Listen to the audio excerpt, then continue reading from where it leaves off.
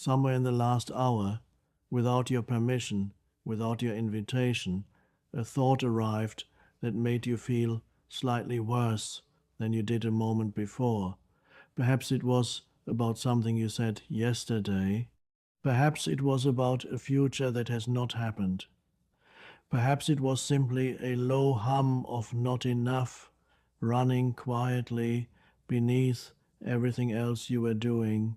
And here's the question almost nobody asks: who invited that thought in?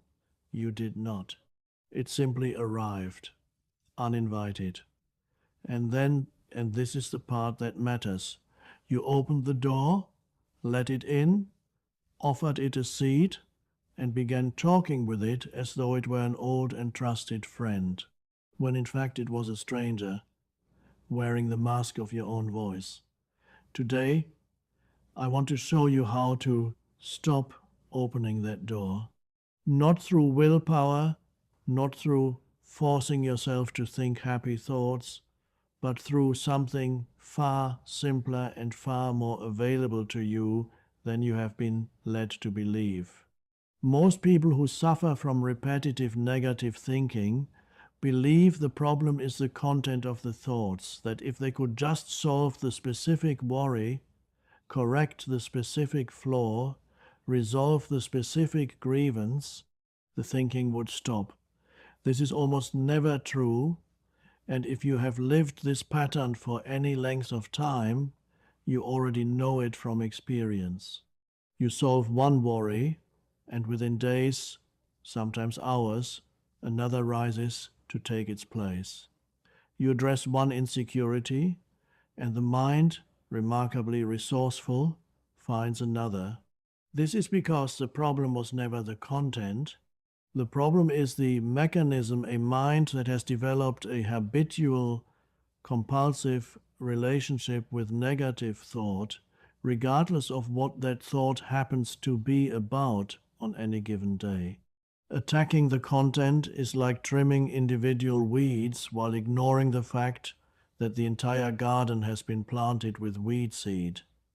Today, we look at the seed, not the weeds.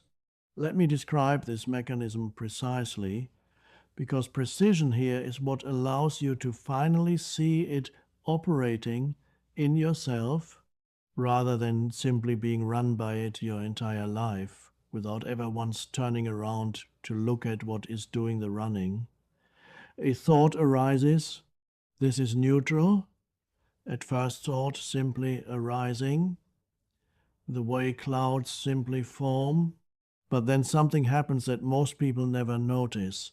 The mind attaches a feeling to the thought, and having attached a feeling, it begins to treat the thought as significant, as worthy of continued attention, as something requiring resolution before it can be released. This is the trap, not the original thought, the decision made unconsciously in a fraction of a second to keep thinking about it. A bird can land on your shoulder and fly away, or you can grab it, hold it, and now you're stuck wrestling with a bird. The negative thinking cycle is not the arrival of negative thought, it is the grabbing. Why do we grab? This is worth understanding because it is not random and it is not a personal failing unique to you.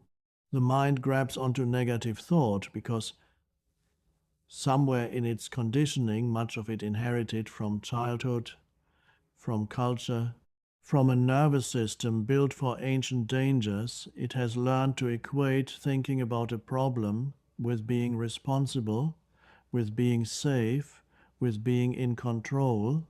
If I keep turning this over in my mind, the unconscious belief goes, I will not be caught off guard. If I keep criticizing myself in advance, I will not be surprised by failure. If I keep rehearsing what might go wrong, I will somehow be more prepared when it does.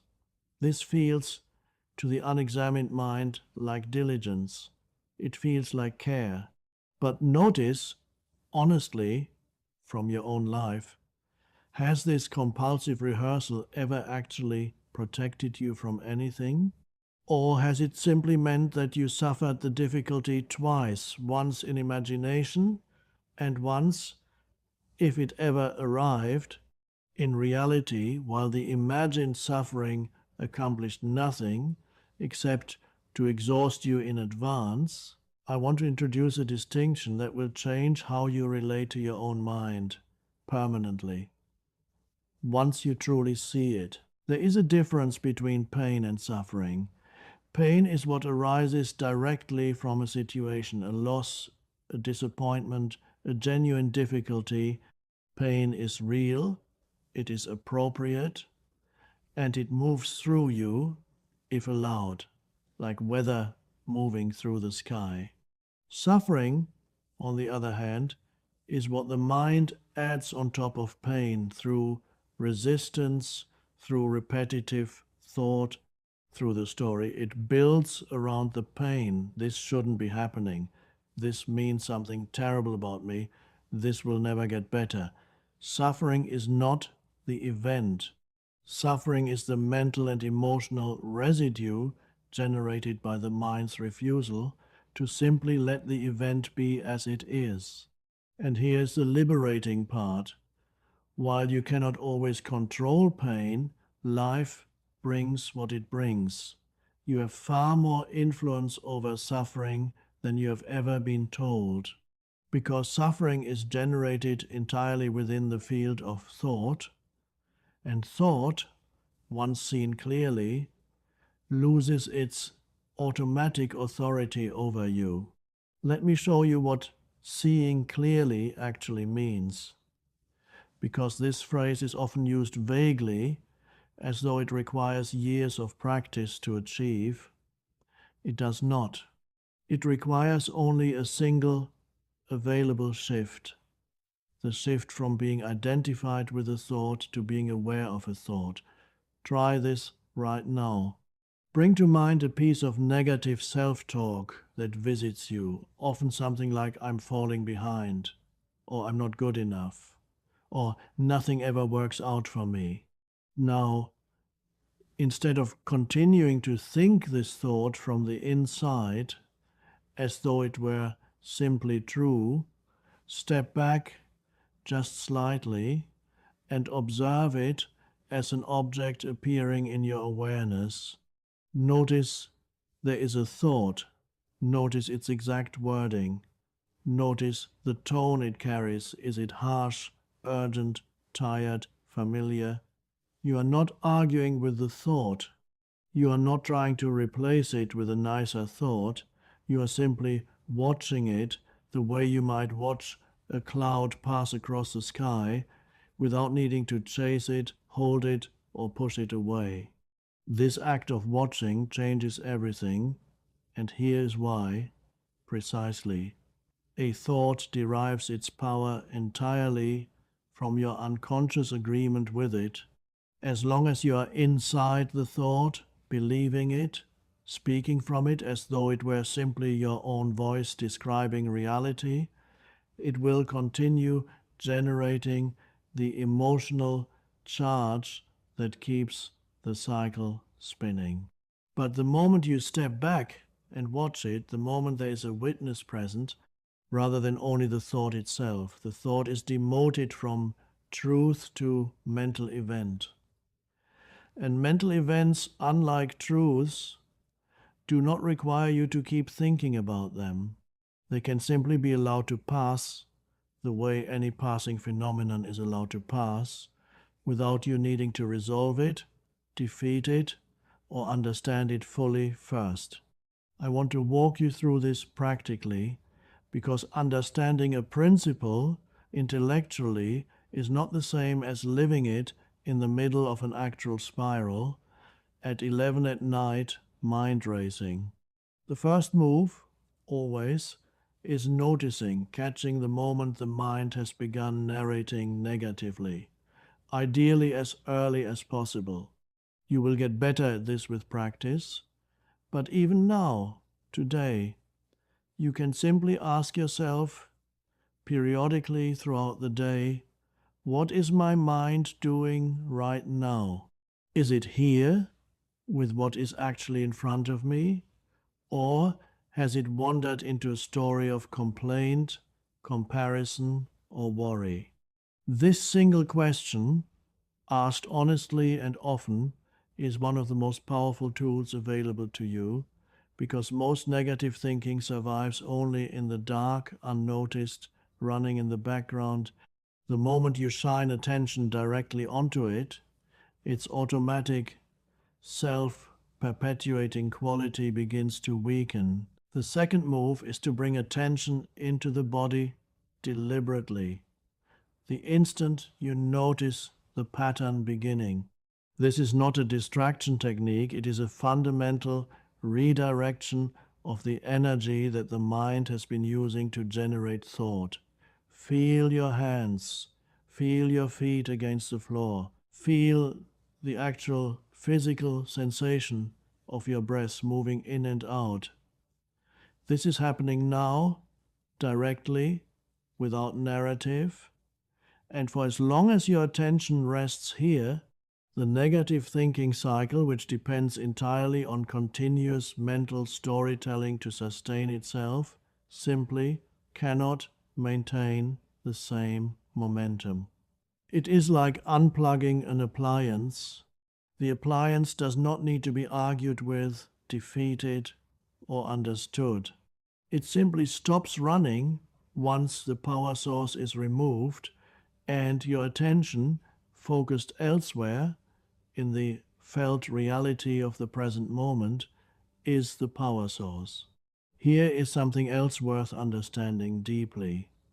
The voice that criticizes you, that worries endlessly, that narrates your inadequacy, this voice is not wisdom. It only sounds like wisdom because it is familiar, because it has been running for so long that it has come to seem like the very structure of your thinking, rather than a habitual pattern layered on top of it.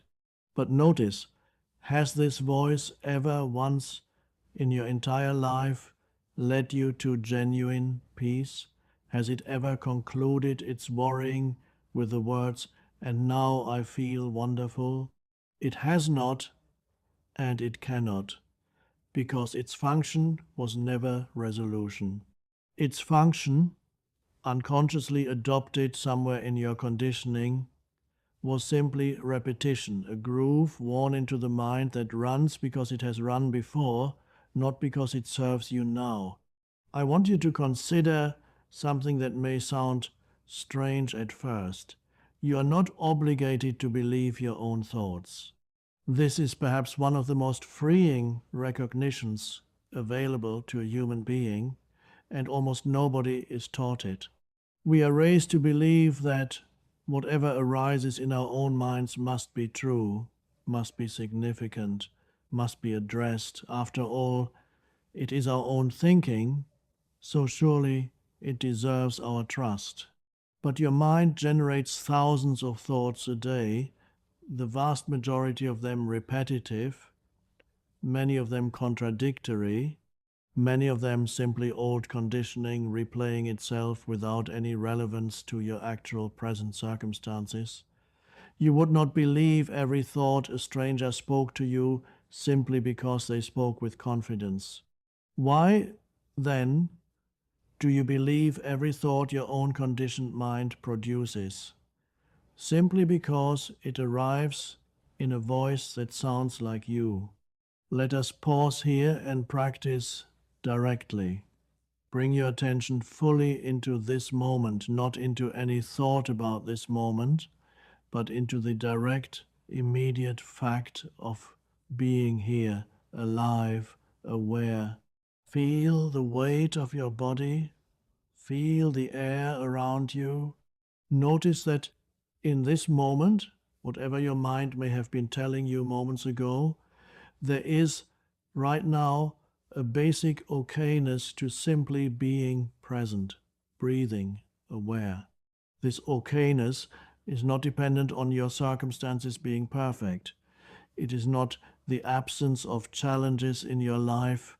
It is simply what is available. The instant attention shifts from the mind's narrative to direct, immediate presence, a quiet, steady ground beneath all the noise that has been there the entire time, waiting, patient, unaffected by any thought that has ever passed through it. This is the real escape from the cycle of negative thinking, not a permanent elimination of negative thoughts, which is neither possible nor, frankly, necessary, but a fundamental shift in your relationship to them. You are no longer required to believe every thought, follow every thought, or resolve every thought before you can feel at peace. You can let thoughts arise, acknowledge them, and let them pass the way the sky allows clouds to form and dissolve without ever needing to hold on to a single one. The pattern may return tomorrow, old grooves are persistent, and this is not a failure when it happens, only a natural feature of a conditioned mind.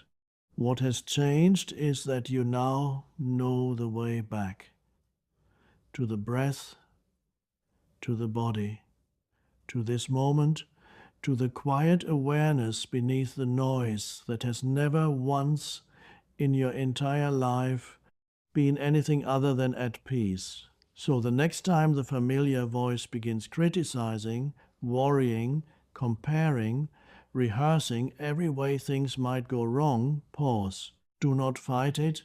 Do not believe it. Simply notice it, the way you would notice a bird landing briefly on a branch, and let your attention settle instead into the breath, into the body, into this actual moment, which has never once required your suffering in order to be survived. The cycle loosens its grip not through force, but through this simple, repeated act of return. And each time you return, you remember a little more clearly what was always true beneath every anxious, critical, repetitive thought you have ever had, that you were never the storm. You were always simply the sky.